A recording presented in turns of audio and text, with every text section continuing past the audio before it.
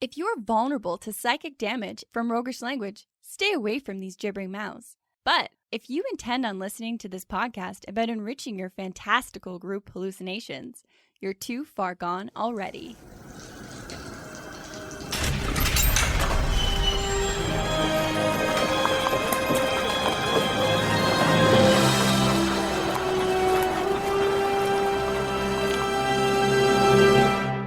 Your next Warlock is going to be terribly tragic, and here's why.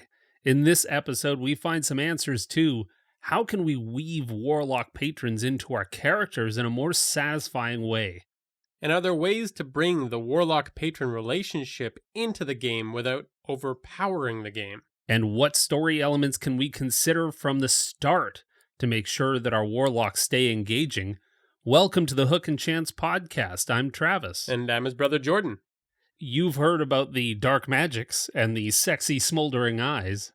Some pacts with otherworldly entities to give you impossible powers. A built-in NPC in the form of a Warlock patron from another plane of reality that always has your back. And every time you get into a fight, there's going to be a heavy metal soundtrack and a lot of skulls popping out of the surrounding environment, I guess. And, black clothes are slimming. And baked into this character is some awesome roleplay. You've got badass spells like inky tentacle wisps that strangle your enemies. And a discounted hot topic. Sure. Well, think again, you misinformed misfit, because instead of a sexy, misunderstood misanthrope, you made the equivalent of a badass of Tuesday morning bowling. Oh. That doesn't sound terribly great. No. You've probably got a mysterious backstory that no one's ever going to hear about. You are going to end up being the wallflower at the party that goes home early in a huff because no one is asking you why you're so moody and broody in the corner. Just makes you more moody and broody. It's a cycle. Yeah, it's a ever circling cycle. So, yeah. Do you want to share anything, Travis? Kind of put me on the spot here.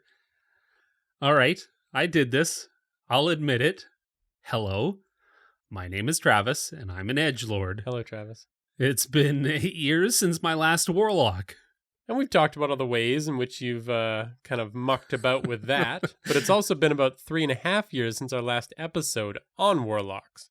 I feel like this is my greatest shame.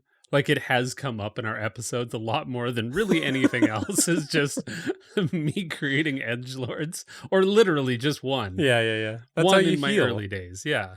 I don't bring up my shames, and they're buried deep. So this whole podcast is really just a story of my journey to redemption and healing. Yeah. Cool. Going back to the ancient episode that we shall not speak of, because it was our 8th episode ever, and it's rough to listen to at this point. Yeah. And it wasn't technically on Warlocks. It was on a devil as a Warlock patron. Right. Technically like a subclass episode. Where a lot of our class episodes, we try to do a baseline, and we'll revisit them later, but this one we kind of did it in the wrong order, and we're not proud of it, so don't listen to it, even though we're talking about it now. Just listen to this one. Yeah, upwards and onwards. Bury that shame. So we went a little hard on the Warlock just now.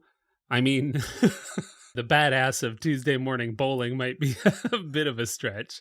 But the general vibe that we're going for here is, you make a character and it has all of the traits that you think are just metal. Like, yeah. It's awesome. And you're like, yes, this character's so cool. And I cannot wait to play him.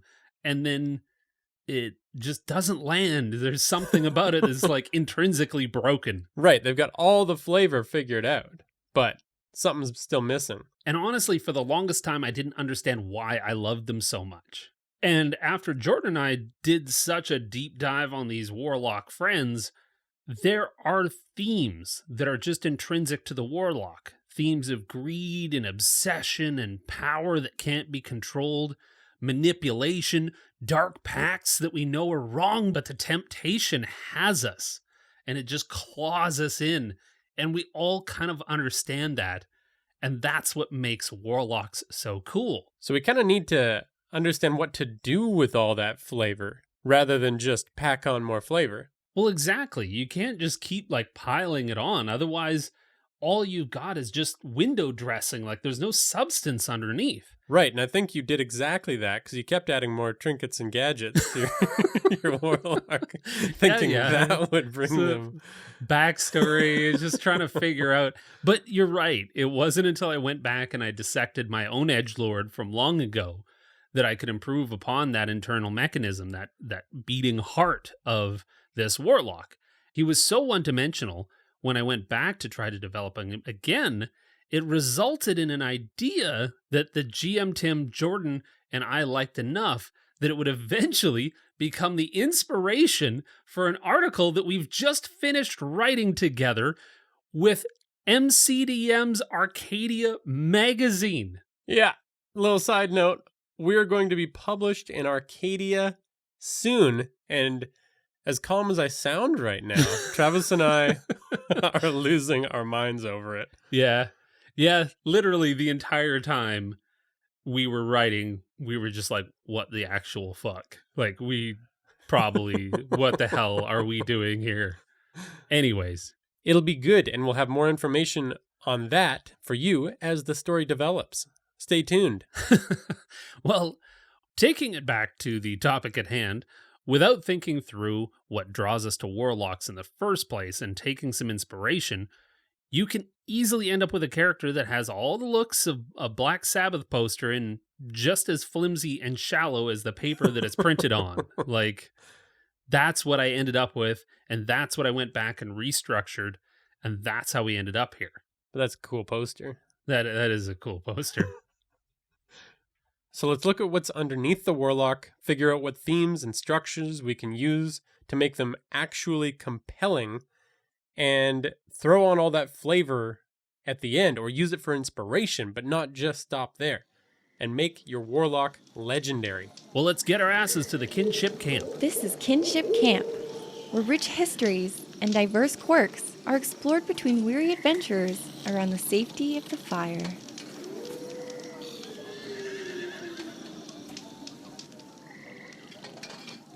So if you're listening to this episode, you're probably playing or planning a Warlock.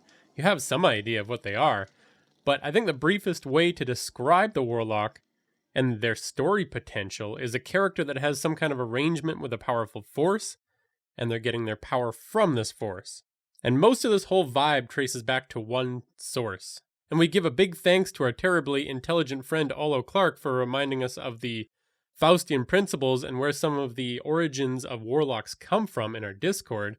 If you're unfamiliar, Faust is a character from German folklore, which is really cool, but we don't have time to do a deep dive on Faust because really there's a lot. Dude basically made a deal with the devil for unattainable knowledge and vast power. And that right there is the beating heart of Warlocks. And ultimately, these Faustian bargains are tragic or self-defeating for the person that makes them because they have to surrender something that is ultimately far more valuable than what they get out of the deal with their patron, whether or not they appreciate that fact. And in D&D, what I think is interesting about this and what we have to play with is that we got a character whose power isn't their own, which is pretty different from the rest of the classes. Yeah. And not only that, but their power is not coming from a reliable source like the cleric or the paladin. See, that right there is so friggin' cool because this shit can be taken away. Forces of good are good. They're reliable, like you say. They're giving and generous. Or even a god of war is at least predictable and reliable. They want war. Exactly. Today they want war, tomorrow they're going to want war. However, the tenuous relationship that a warlock has with his patron is subject to a temper tantrum or not doing something right, and now all of a sudden it's gone. Like, that's interesting. Yeah. And those clerics or paladins are usually making a deal for a reasonable amount of power that they can work with. The whole warlock idea is, here's a shit ton of power that you don't know what to do with, and it's going to overwhelm everything you thought you knew about yourself. And that Faustian bargain isn't the only place that we can take inspiration from for Warlocks. That one is most directly represented in the Fiend patron, which is one of the 3 original subclasses of Warlock. There's now many more available to you, but original 3 here. And then you've also got like tapping into unknown, untold, forbidden sources of power, which is represented with the Great Old One subclass. That's based on all those Lovecraftian tales. Yeah. And then we've got cautionary tales about disobeying cultural values, which is like fairy tales. Yeah. This is the Archfey subclass. But, all of the Grimm's fairy tales are all really just like, obey your parents. Yeah. Stop. Don't go into the woods. Please stop running into the woods. We don't have smartphones. It was really just trying to keep children safe from bears, but we invented a whole bunch of D&D monsters just by trying to keep kids safe. Yeah. But what these stories all kind of have in common is that the protagonist's morality is put to the test. They have a temptation. They have a thing that they should do. It really is that. It comes down to that morality piece of what is right and what is easy. Yeah. Warlock powers are easy. Monks had to sit there and meditate for years. Barbarians had to live a hard life. They got a lot of battle scars to show how they earned their powers. Yeah. And warlocks literally just sign away their soul. It takes 35 seconds to have power that you have not earned. Yeah. And that's core to this. Exactly. So we want to figure out how to build a good warlock. That's why you're listening to this episode. And what it really boils down to is your character and making sure that we develop that deeply, the patron, and then the story, that arc, that journey that we're going to take the character on. So let's start with your character. And as always, you're going to need to develop a fleshed out character here. To do that, you can always go to hookandchance.com, check out our little character builder. But something we really want to focus on here is the character's want and need, because that's kind of important to the warlock. It's going to help so much with that moral struggle that they face later on in their story. In order to do this, we really need to come up with what their outward goal is. So the thing that they need the power for, that they think will fix their problem. And this is always kind of represented by just like the shortest route to having the thing that you want. Especially with the warlock, if it's an unnatural thing that you want. Like, hey, my dog died and I don't like that. So let's bring him back. Well, I mean, if you've ever wished for superpowers, you're essentially attempting to become a warlock. Yeah. Like, if you're daydreaming about what you would do with super speed, you warlock, tone it down a bit. You've done this. Keep it in check. And then the need is the thing that will actually bring them some form of peace or happiness or fulfillment. Like you said, Travis, it's a harder road to walk. It's much more involved than just saying, yep, I'll take your powers. And that's why I love warlocks, is because we've all got that lazy piece within us. It's just like, God damn it, I wish there was a shorter route to money and power and success. I would sign my soul away for such things. I mean, when I'm falling asleep at night and I don't want to get up to turn off the light, I would probably sign away some important part of myself. The laziness has reached a new lows, folks. It's not a great story, but it's mine. I think there's a really good example that we could probably use that we're both, fans of. Yes. And that's Star Wars. And it's also something that you might be familiar with. You know, it's a fairly large... Some people have heard of this series called Star Wars. It's rather big in our culture, you could say. But Anakin Skywalker, the story of Anakin Skywalker is essentially that deal with the devil. He is the tragedy underneath it. And that was really the core of all of the prequel films, is watching this tragedy unfold. It was it's two tragedies. It's like a turducken of tragedy. The first tragedy is watching Anakin's descent to the dark side, the second tragedy was the fact that they slapped a C-SPAN on top of this story and were just like, let's immerse this great story in a whole fuck ton of politics. Yes, how about that? Yes. What I was craving after those first 3 movies was more politics. I want to know where the trade routes go. Yeah, it was, it wasn't perfectly executed. Yeah, we can say that. But it's easy to remember some of these story beats. So Anakin's want, let's just keep it simple, otherwise we get into the weeds, was for Padme to live. Yeah, and to be respected and have a ton of influence and power, because that's what he was kind of always selfish in that sense. And the Jedi weren't immediately recognizing his glory. He wanted a faster route. But his need was to take the slow road and learn a little humility and understand what his Jedi masters were trying to teach him. Yeah. And true to form, he took a shortcut. And I know we shouldn't judge books by their covers, generally. Where are you going with this? But he should have judged Palpatine by his cover. I mean, he's got a scrotum for a face and he wears all black. And he literally says, I am the dark side. And he talks about how he should embrace his rage. Those are not things that a good mentor do.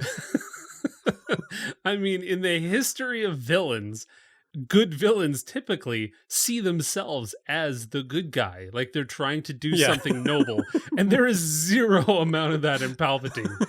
I'm bad. Come hang out with me.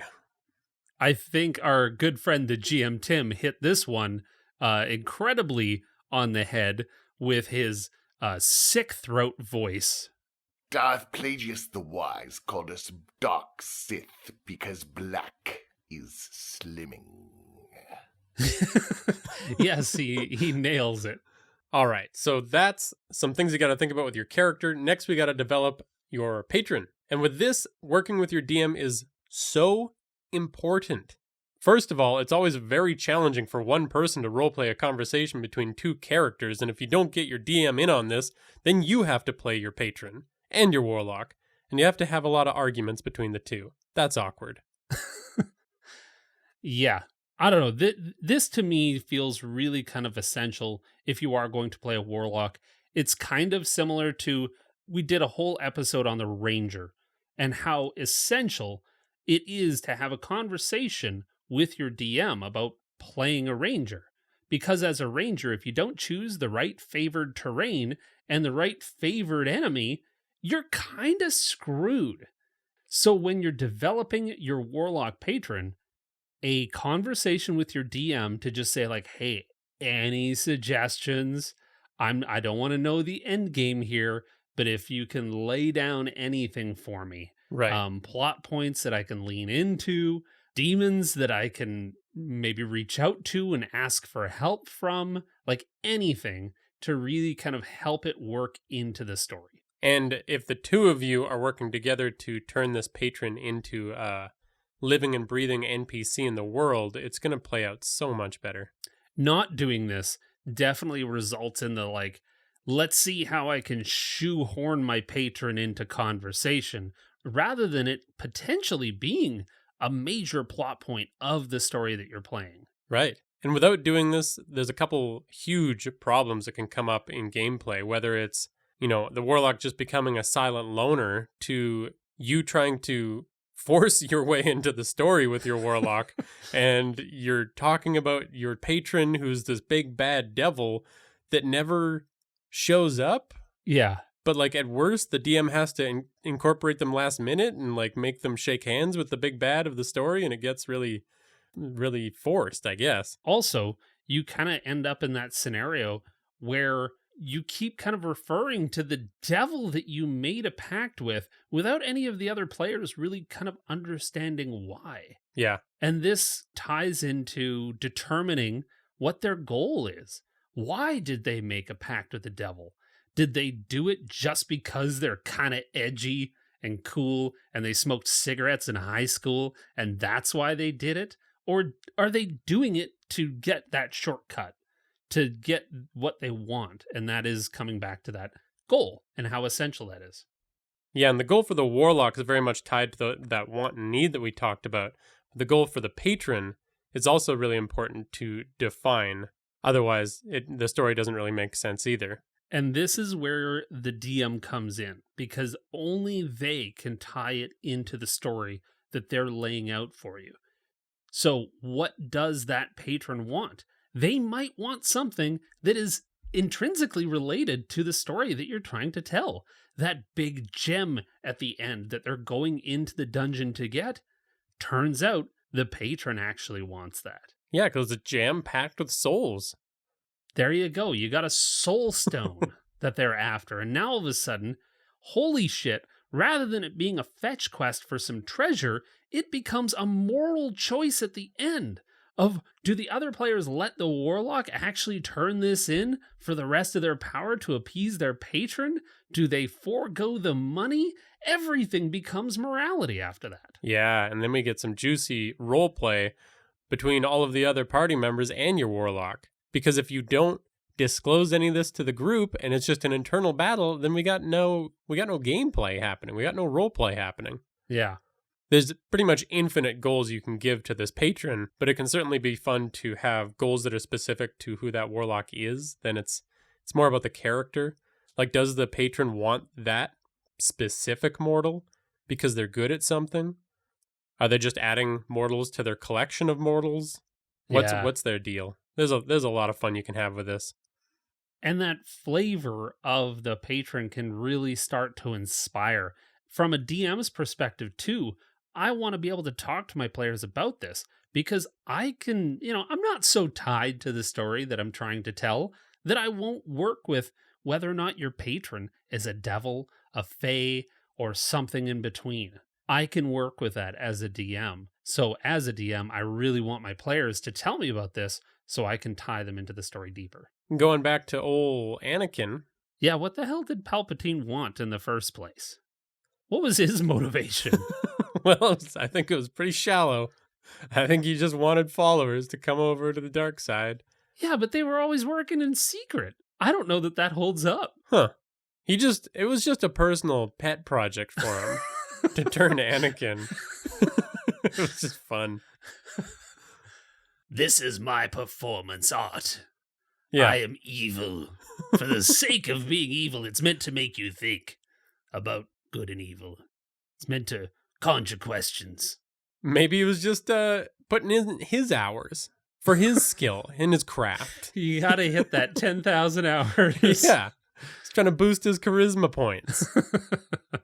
I like it. The next step that we need to take is we need to determine the relationship that the patron is going to have with our character.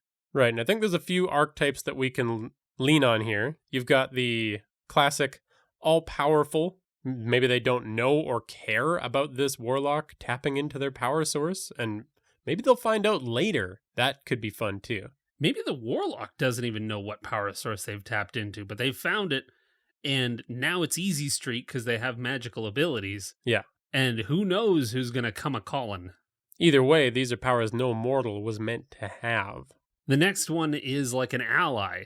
So this could be kind of like that dynamic duo alliance vibe of like, you get this, I get this, and we're both going to go away happy. It could also be kind of an uneasy alliance where they're on either side of a moral fence already or a value fence. I kind of like that because it's like, who's going to screw who over in the end? Who's going to be the first one to break the deal? Yeah.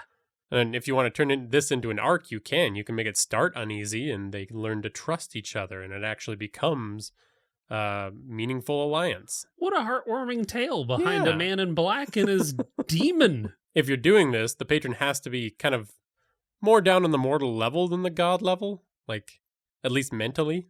I think of this as more of the fae. Like they're more emotionally driven and they're not so up in the clouds to be unknowable. And it's almost a transactional kind of thing that they work with. Or at least that's the vibe that the Fae always gave off to me. Yeah. It's like, I don't want to have to make a deal with you. But if I do, here you go.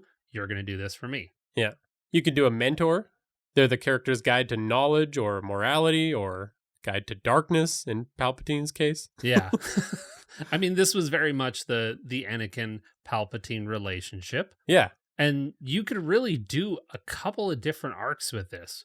Like you could go from trusted to combative or combative to trusted in this patron relationship. Right. I mean, Palpatine started off very trusted, but by the very end of Anna Vader's story, he did turn on him eventually. I love that we can just combine those. Anna Vader. Yeah. That's what his final name was, when Vader went back to being good and he said, "My new name is Anna Vader." It really sounds like a vacuum cleaner. And he kissed Luke on the forehead and then he died. Mwah. That's how it ended. Very good. The Trickster is very popular in the Warlock space because they can pull the old bait and switch. The patron can tell them one thing and then totally change the game on them because they have the power in this situation. Well, I mean, that's a classic kind of devil story. Yeah. Of you signed this contract, but you didn't read the fine print, or I did some wordplay and I gotcha. Yeah. You don't read Latin and I did half of it in Latin. And then the final one is just the straight up antagonist. Yeah. They start bad, they end bad.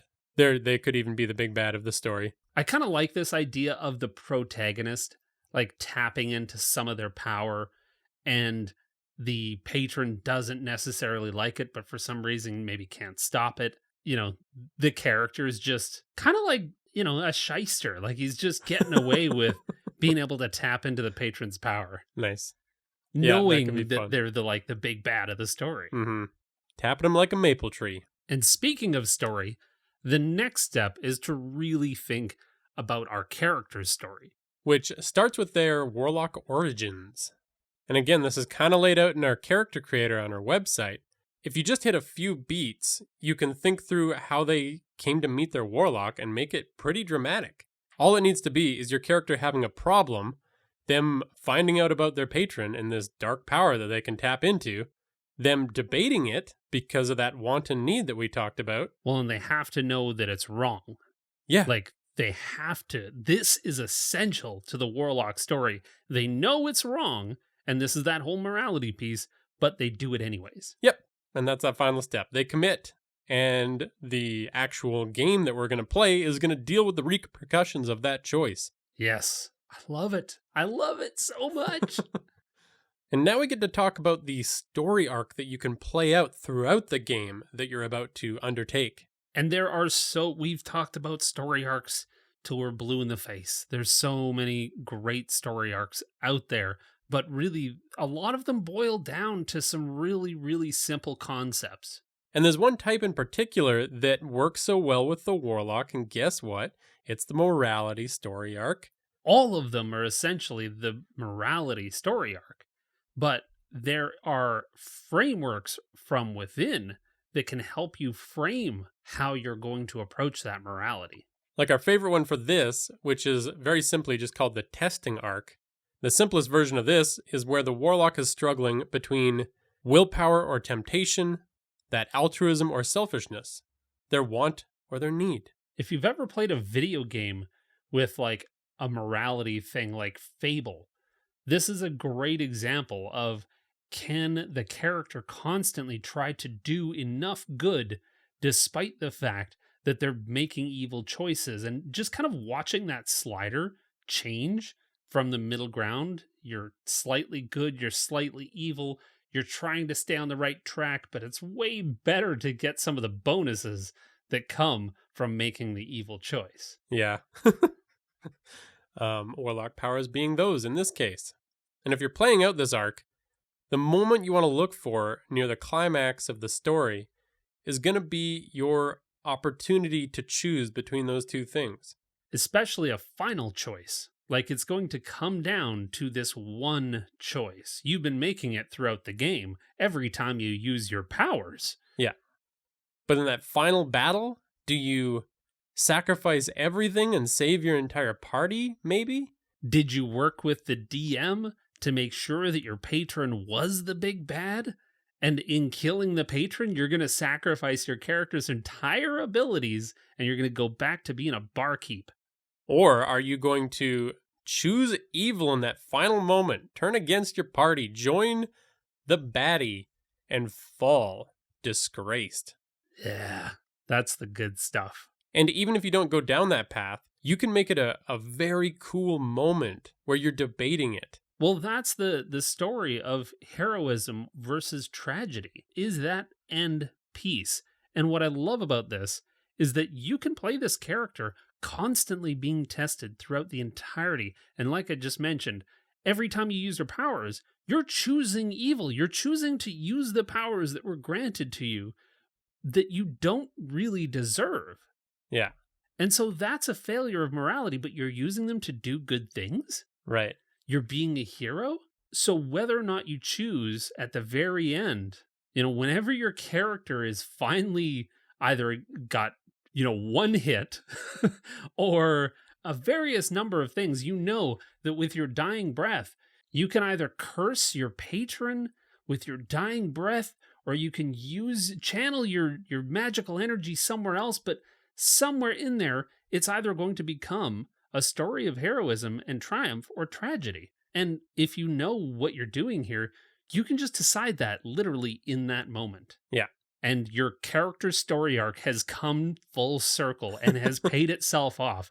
And how many of us get to say that our characters' story arcs paid themselves off? Yeah. Woo!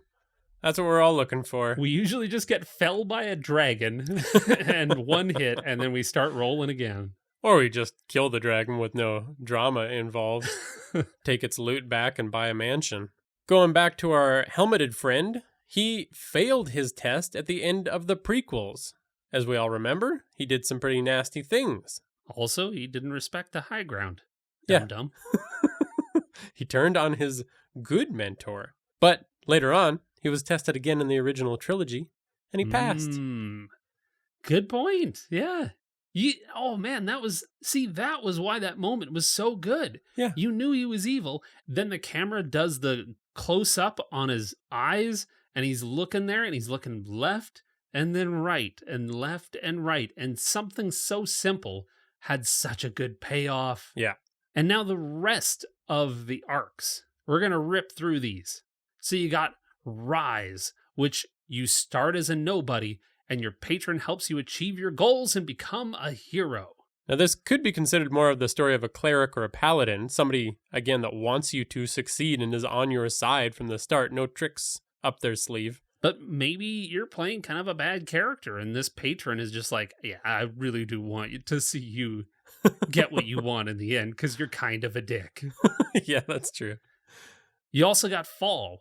Yeah, you can intentionally plan for your character to fail in the end. They start off well, they have a flaw, and the patron drives them low with their power, exploiting that flaw again and again.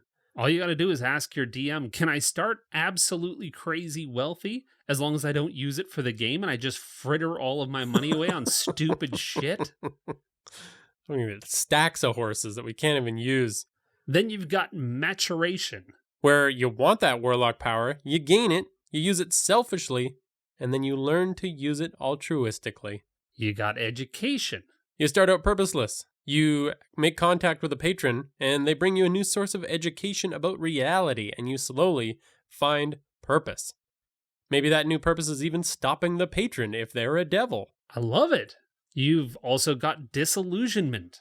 Where they start out overly optimistic, maybe. Their patron shows them the hard truths of the world, and they're trying to use this to bring them around to their cause. I think the Warlock needs to resist that temptation throughout the entirety of the game. Yeah, it could be a lot of fun to play that conflict. Well, and I love that one because you start as your character's a hero, but you're trying to be tempted to be bad. I mean, that's kind of a fun twist on the Warlock, really. And I like the DM's ability to just swoop in as they're doing heroic shit and be like, look, this guy's actually a dick. You're protecting an asshole that kicks dogs on the side. Yeah. It's like, oh, well, should I be feeling so heroic about this? I don't know. Well, then you also have the Redemption. Where your warlock did some terrible things, perhaps even with that warlockian power, and they now regret it. This is super cool because if you can't work your character into the DM's story, perhaps this is a great way to say, you know what, the story happened already. This is how I got my Warlock powers. Now I'm trying to make amends with it. Yeah. And that's why I follow all of these adventurers around doing good and noble things. I went into that group of younglings, and we won't talk about what happened after that. Nothing else happened.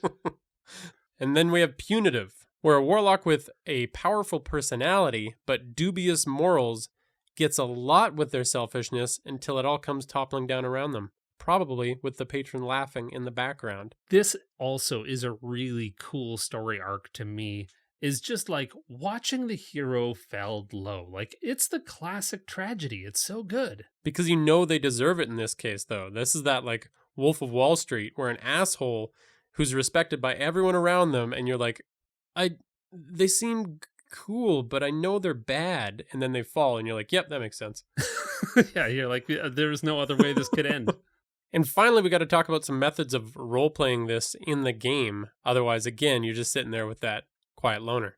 And I think that there's two really strong options for developing patron relationships in every session. You can either have one-on-one conversations outside of regular gameplay between the DM and that player just to help you grasp what they're going through, and then you can talk to your other party members about it.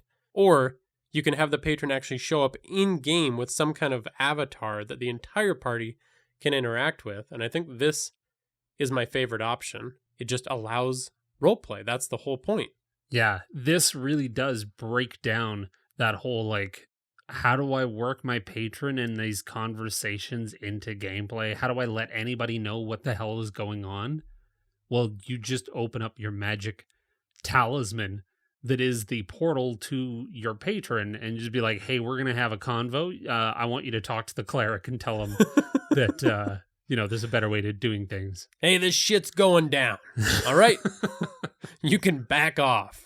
Yes. And that might seem really contrary to everything you know and believe about warlocks, that their patron's supposed to be this mystical background character. The enigmatic figure. It's like the videos with somebody in, like, witness protection.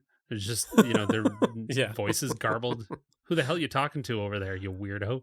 But something to keep in mind that I struggle with sometimes too is that stories like that work better in movies and novels where it can take time to explore how the character is feeling. It can take pages and pages of inner dialogue and struggle, but we do not have that in D&D. We've got the other party members at the table to talk to. If you're playing a 2-year-long campaign, you might be able to pull off the I'm having secret conversations kind of thing. But it might just be easier for your character to just outright have conversations, bring the warlock patron into the conversation and say, listen, you know what? I know you guys don't like him. I'm actually playing him. My plan is to do something like your character has an explanation as to why they're doing this deal with the patron. And that's what you really got to figure out, because then you can explain away using the magic powers and, doing favors for them throughout the entirety of your game because you're getting something good out of it. You're able to help and fight and do and progress the story with the rest of the players due to the powers that patron is giving you. Yeah, you're able to help them with their goals too. Like, most parties are dubiously moral in the first place, so they really shouldn't be putting up any walls about you dealing with devils. Yeah, there's so many flavor options with how this can play out. The devil patron can be summoning little imps that it possesses and sits on your shoulder, sits on the cleric's shoulder. The fae can be coming to be in wispiness and kind of like, ghostly shadow figures that actually can speak to the party. I mean, this is the best part about coming up with a warlock. Yeah. Is coming up with a patron and how they show themselves and how they deal with you. Like, this is the fun of a warlock, and we want to have that fun with you.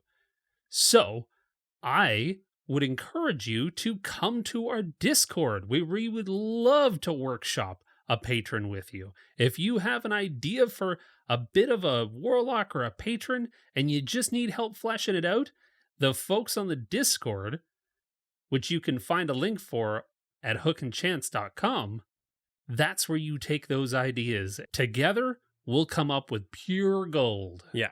We've got some people in there that are definitely as unendingly wise as patrons.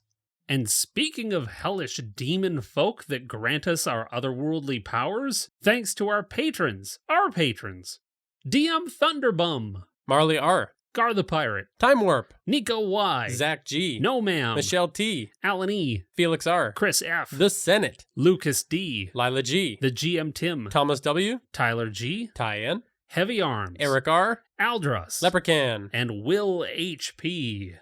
Keep bestowing these dark powers upon me, and I will do whatever you want. Oh boy. We just entered into a terrible contract. Yeah, what are you going to do? Thanks to Tabletop Audio for the sound effects that you heard in this episode. You can follow us at Hook and Chance on Twitter, Facebook, Instagram, or Reddit. You can also join that awesome community of players and DMs by joining our Discord and throwing your ideas for a Warlock at us. Thanks for listening, and give play me great power! cards. Unlimited power! I shudder to think what you could do with it.